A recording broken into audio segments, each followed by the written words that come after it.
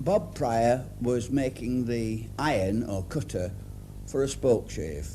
A spokeshave's a tool, something like a small plane or a handle about 10 inches long, in which a cutter is fitted by means of two tapered ends called tangs.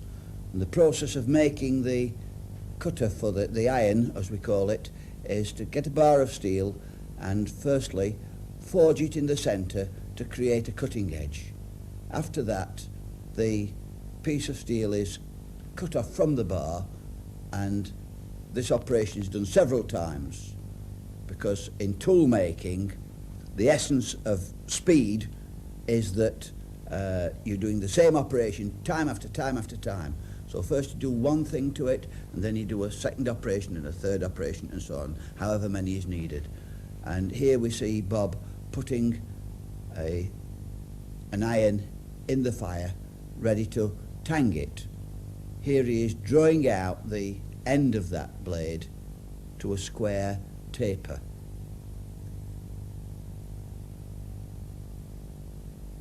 He then puts it back in the fire to do the other end.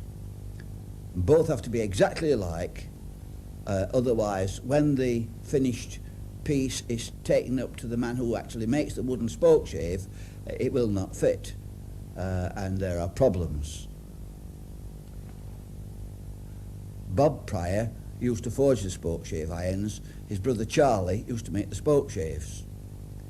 Here we see them bending the actual tang in order to get it exactly at right angles and in line with the actual blade itself, and both ends had to be parallel with one another, otherwise it wouldn't fit into the wooden frame that it was about to fit.